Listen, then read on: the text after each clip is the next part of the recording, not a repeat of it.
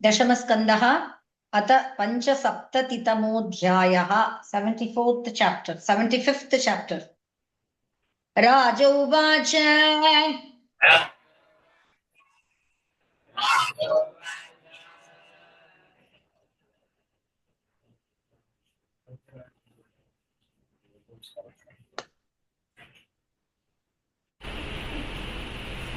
अजातशत्रोः तं दृष्ट्वा राजसूयमहोदयम्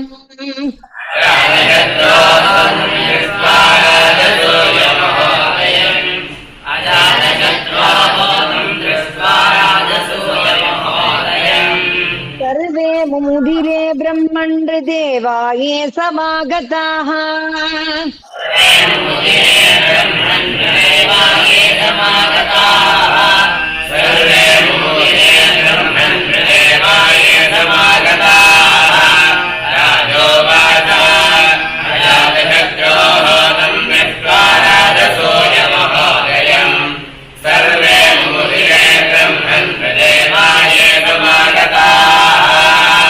दुर्योधनं वर्जयित्वा राजानः सर्षयः सुराः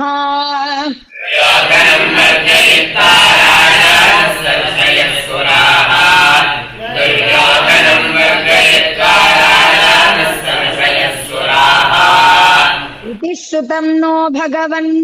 तत्र कारणमुच्यता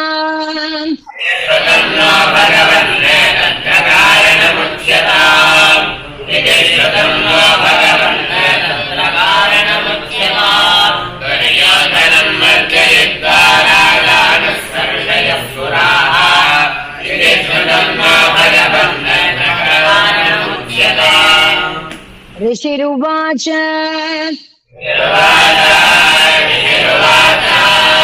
पितामहस्य ते यज्ञे राजसूये महात्मनः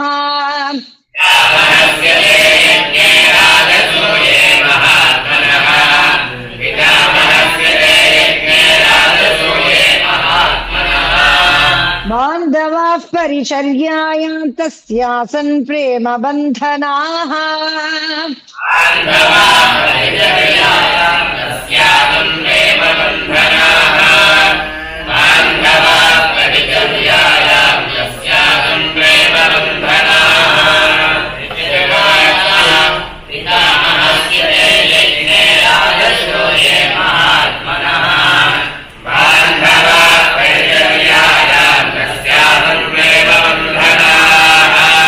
भीमो महानसाध्यक्षो धनाध्यक्षः सुयोधनः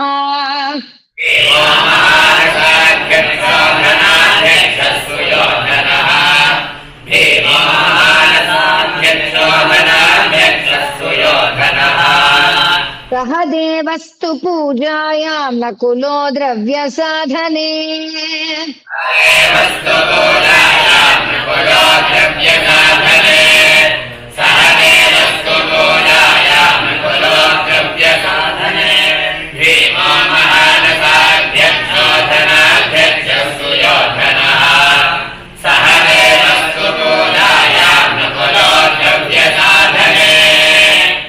शुश्रूषणे जिष्णुः कृष्णः पादावने जने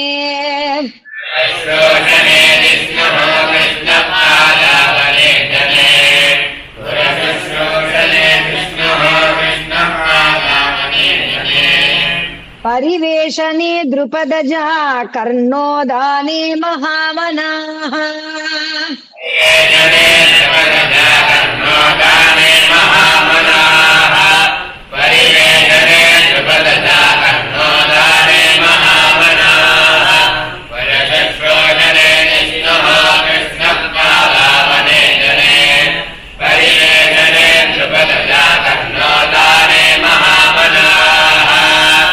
युधानो विकर्णश्च हार्दिक्यो विदुरादयः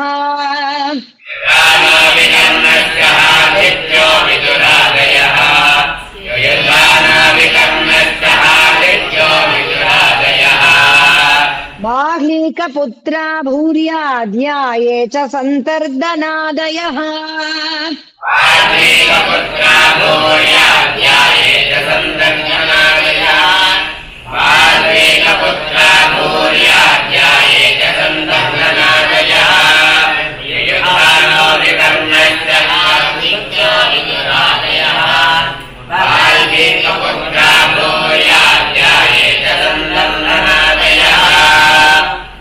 निरूपिता महायज्ञे नानाकर्णसुते तदा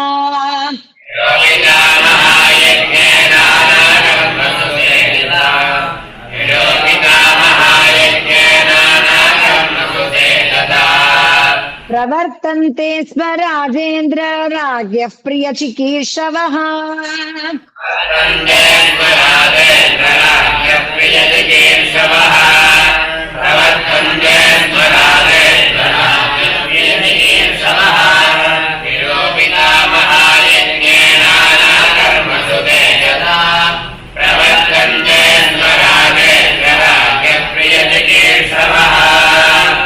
ऋत्विक्सदस्य बहुवित्सु सुहृत्तमेषु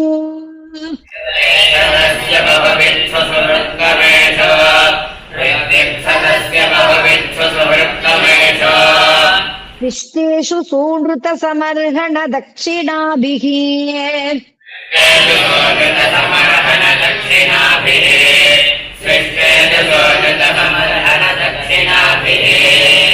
तैध्ये च सात्वतपते शरणं प्रविष्टे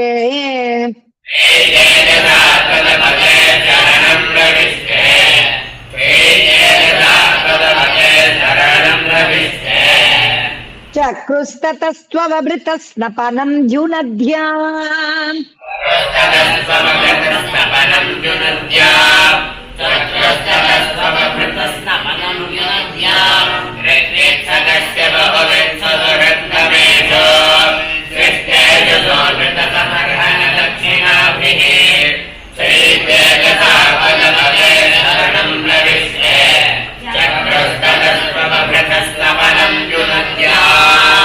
हृदङ्गशङ्कपनवदुन्दुल्यानक गोमुखाः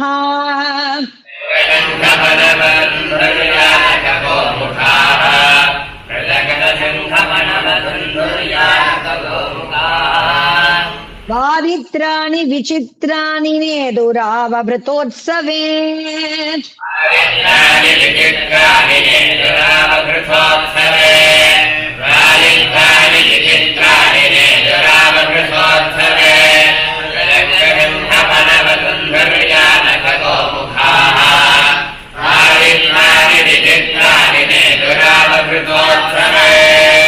नर्तक्यो न ऋतुर्हृष्टा गायकायूथशो जगुः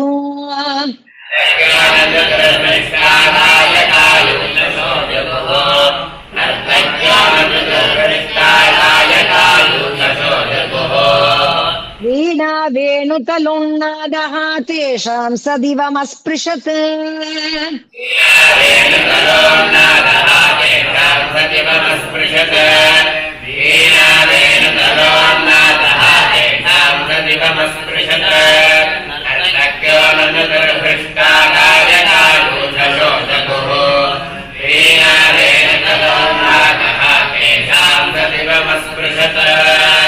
चित्रध्वज पताकाग्रैः इभेन्द्रस्यन्दनार्वभिः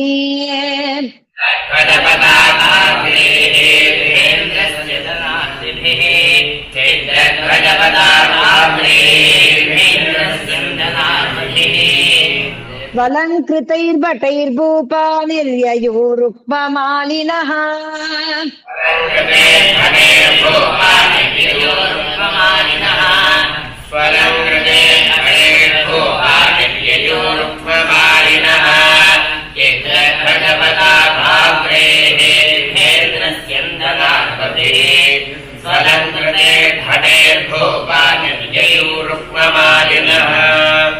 यदुसृञ्जय काम्बोज कुरु केकय कोसलाः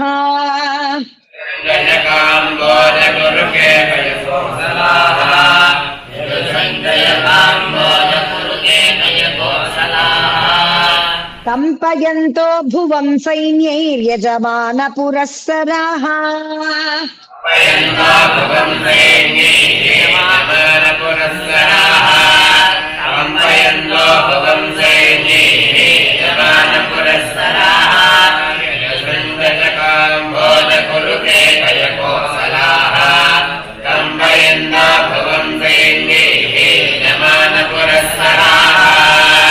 तदसि ऋत्विक्विजश्रेष्ठा ब्रह्म घोषेण भूयसा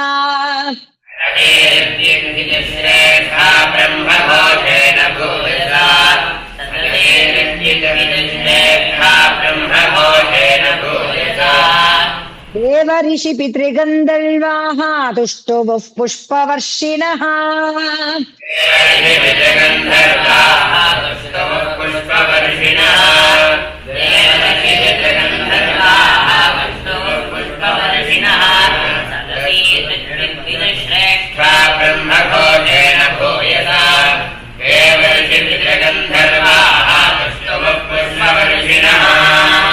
स्वलङ्कृता नरा नार्यः गन्धस्रग्भूषणाम्बरैः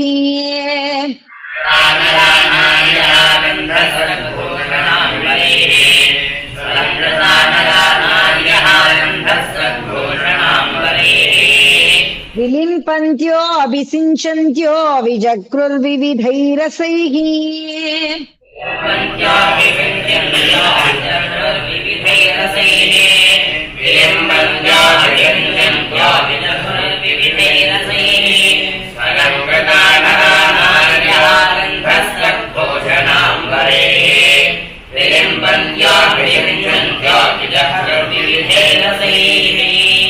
तैलगोरसगन्धोदहरिद्रासान्द्रकुङ्कुमैः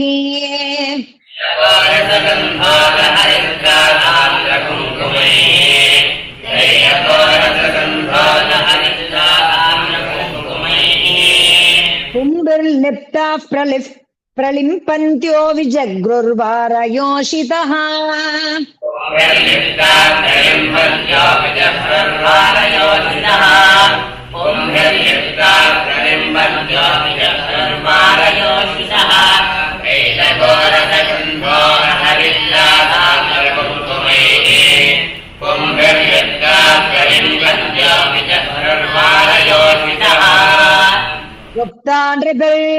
निरगमन् उपलब्धुमेतत्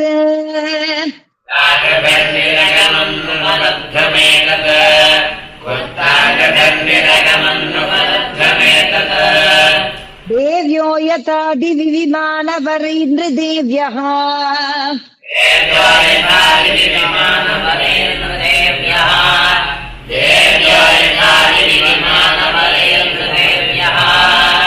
सा मातुलेय सखिभिः परिशिच्यमानाः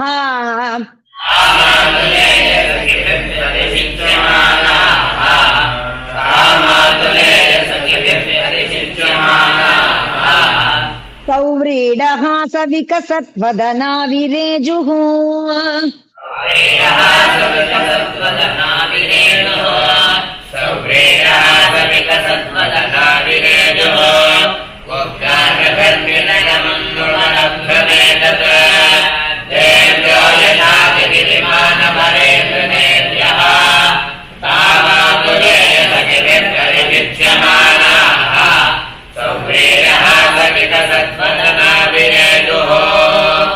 सा देवरानुत सखीन् शिशिचुर्धृतिभिः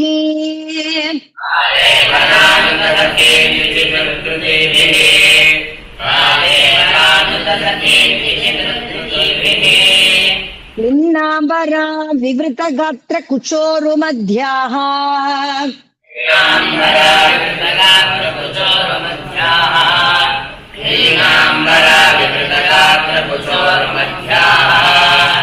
औत्सुक्य मुक्त कबराच्यवमानमाल्याः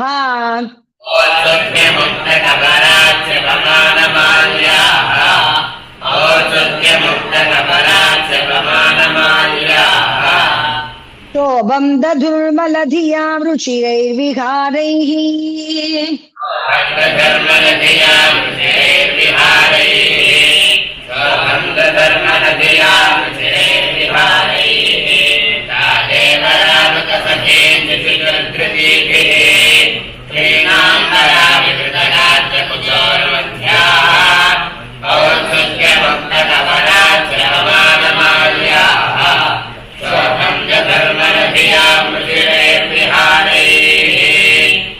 सम्रारठमारूढः सदश्वं रुक्ममालिनम्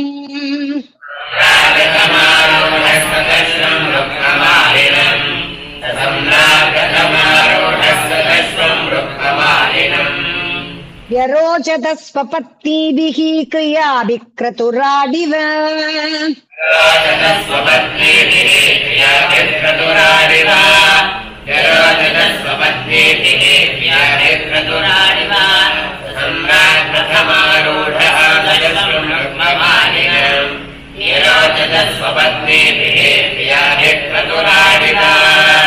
पत्नी संयाजावभृत्यैः चरित्वा ते तं ऋत्विजः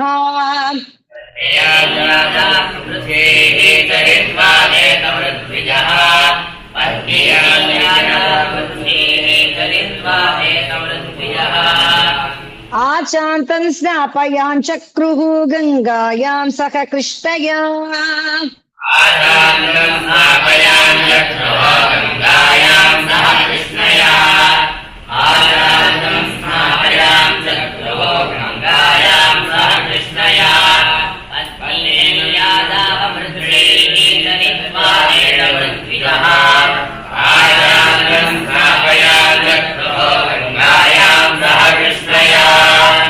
देवदुन्दुभयो नेदुः नरदुन्दुभिः समम्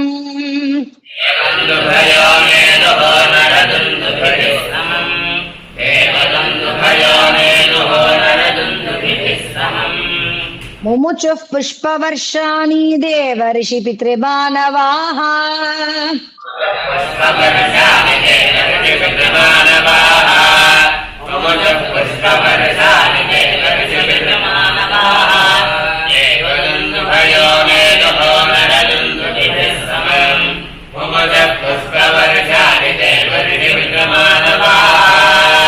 तस्तुस्तत्र ततः सर्वे वर्णाश्रमयुता नराः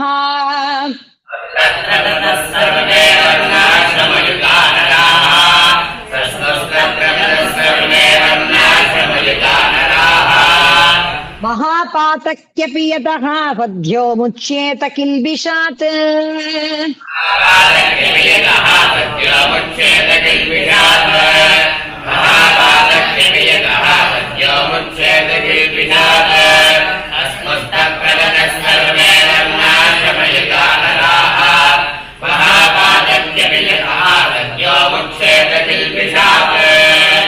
अत राजा हते क्षौभे परिधाय स्वलङ्कृतः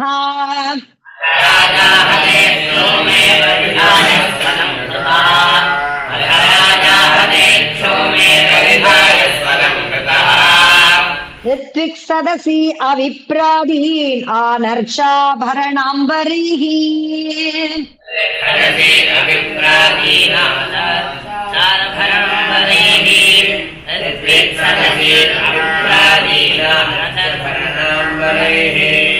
ऋत्विक् सदसि अविप्रादीन् आनर्चाभरणाम्बरैः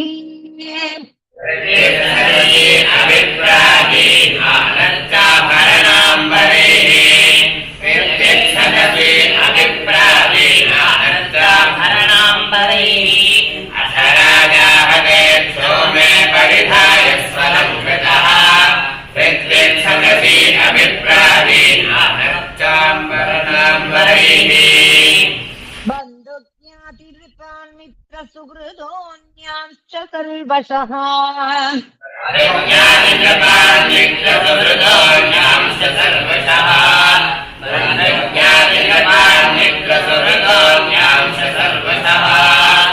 अभीक्ष्णं पूजयामास नारायण परो नृपः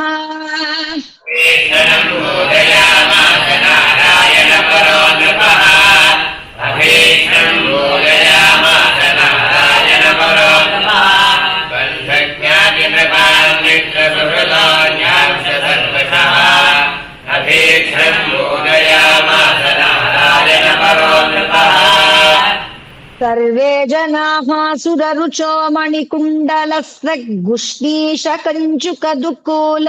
महार्घ्यहाराः सर्वे जनाः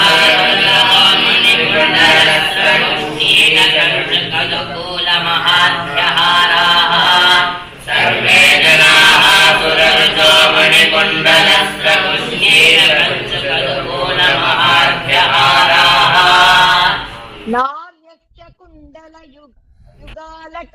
ब्रह्मक्षत्रियवृन्दजुष्टवक्त्रश्रियः कनकमेखलया विरेजुः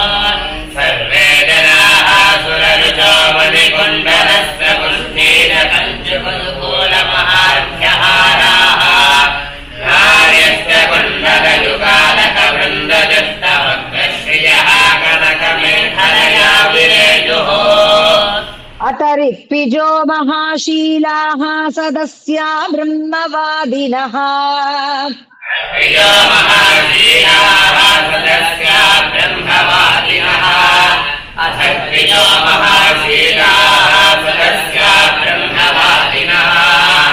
ब्रह्मक्षत्रियविच्छूद्रा राजानो ये समागताः ब्रह्मक्षत्रियविच्छूद्रा राजानो ये समागताः ब्रह्मक्षत्रियविच्छूद्रा राजानो ये समागताः अथक्विजो महाशीलाः सदस्या ब्रह्मवादिनः ब्रह्मक्षत्रियविच्छूद्रा राजानो ये समागताः देवर्षि पितृभूतानि लोकपाला सहानुगाः देवर्षि लोकपालाः सहानुगाः देवर्षि पितृभूतानि लोकपालाः सहानुगाः पूजितास्तम् अनुज्ञाप्य स्वधामानि ययुर्नृप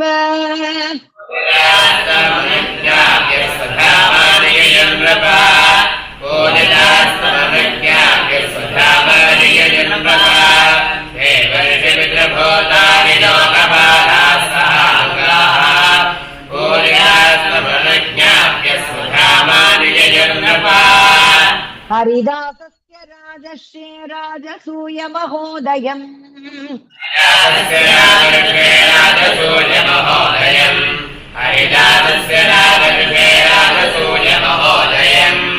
नैवातृप्यन् प्रशंसन्तः पिबन्मर्त्योऽमृतम् यथा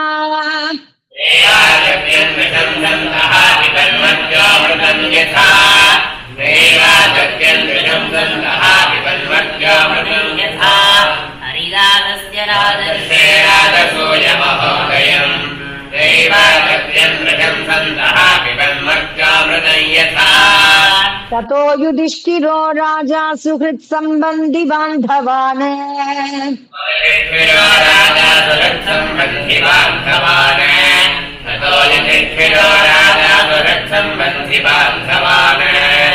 प्रेम्णा निवासयामास कृष्णम् च त्यागकातरः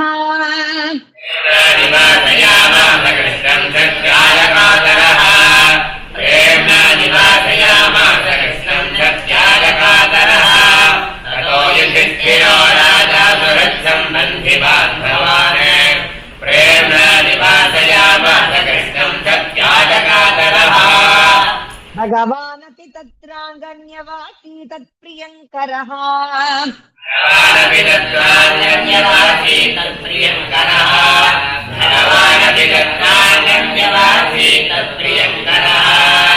प्रस्थाप्य यदुवीरांश्च साम्बादींश्च कुशस्थलीम्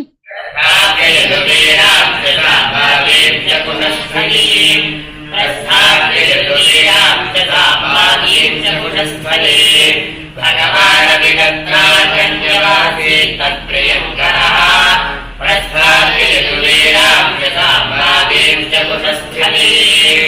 इत्थम् राजा धर्मसुतः मनोरथमहार्णवम्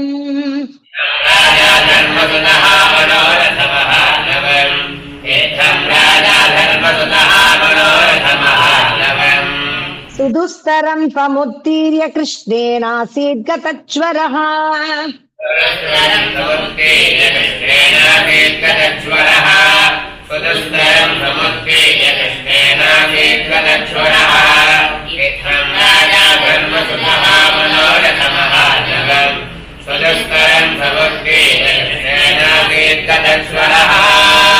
एकदान्तः पुरे तस्य वीक्ष्य दुर्योधनश्रियम्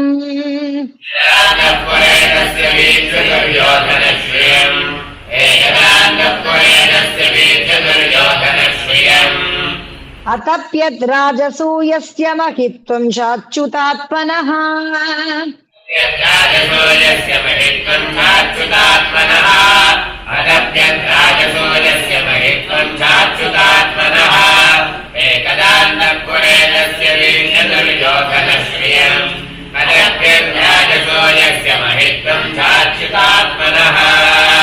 यस्मिन् नरेन्द्र दितिजेन्द्र सुरेन्द्र लक्ष्मीः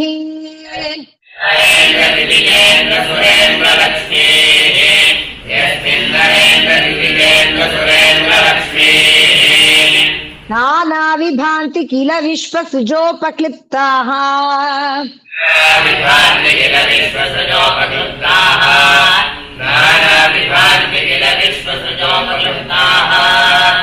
ताभिः पतीन् द्रुपदराजसुतोपतस्थे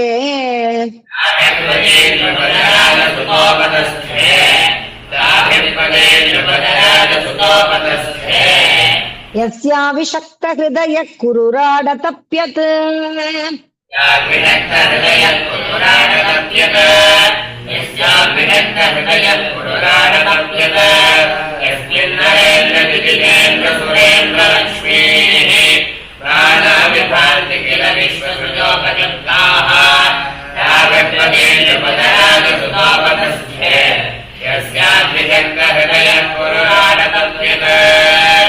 यस्मिंस्तदा मधुपतेर्महिषी सहस्रम्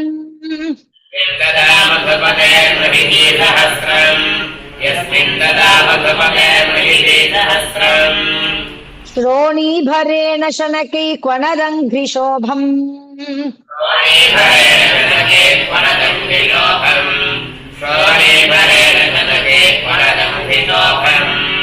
मध्ये सुचारु कुचकुङ्कुमशोणहारम्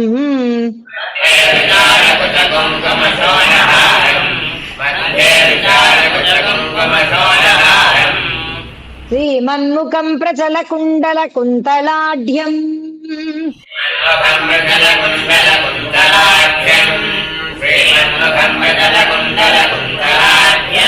यस्मिन् तदा मधुपतेर्महिषी सहस्रम् श्रोणीभरेण शनकैक्वणरङ्घ्रिशोभनम् मध्ये सुचारुकुचकुङ्कुमशोणहारम् श्रीमन्मुखम् प्रचलकुण्डलकुन्तलाढ्यम् सभायामय क्लिप्तायाम् क्वापि धर्मसुतोऽधिराट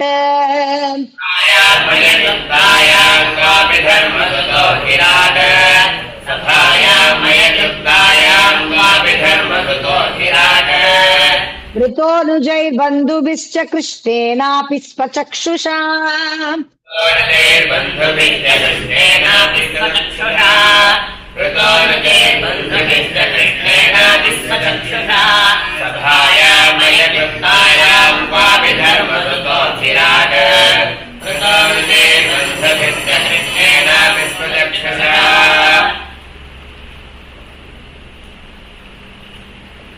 आसीनः काञ्चने साक्षात् आसने मघवानिव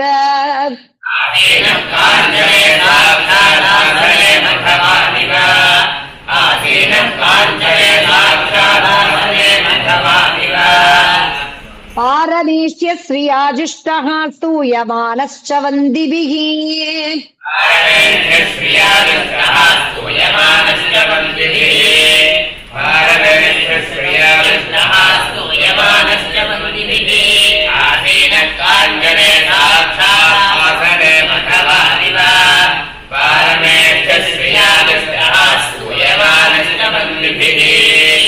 तत्र दुर्योधनो मानी परीतो भ्रातृभिर्नृप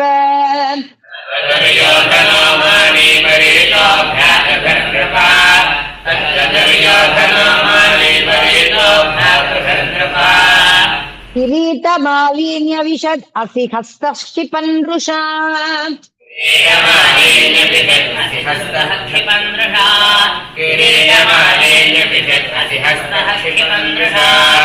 तत्र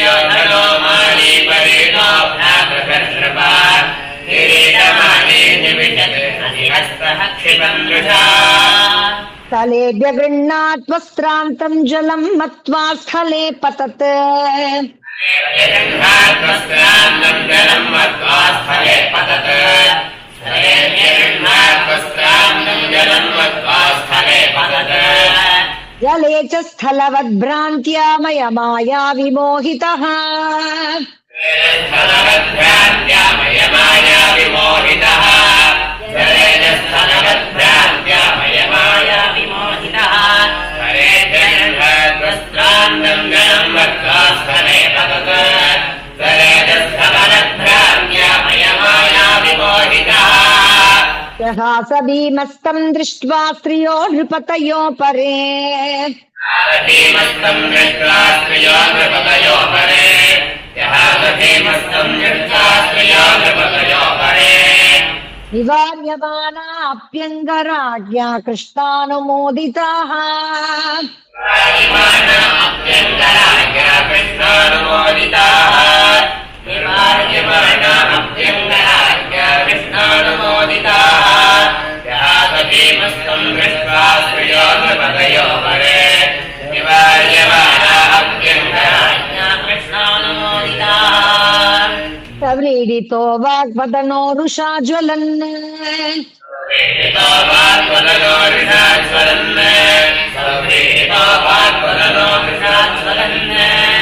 निष्क्रम्य तूष्णीं प्रययो गजाह्वयम्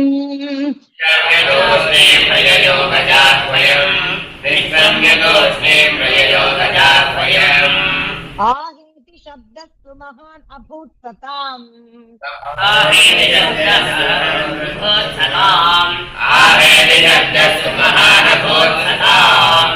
अजातशत्रुर्विमना इवाभवत्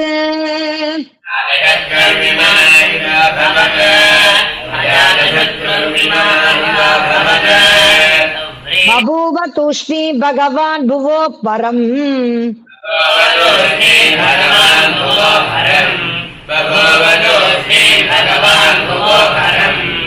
समुज्जिहीर्षुर्भ्रमति स्म यदृशा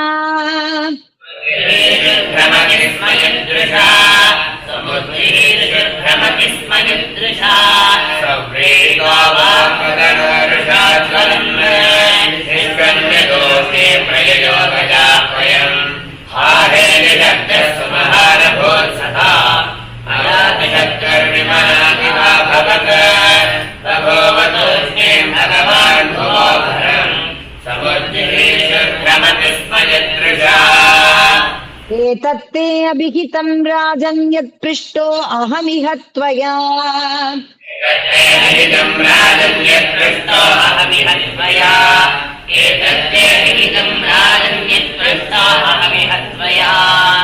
सुयोधनस्य दौराट्यं राजसूये महाक्रतौ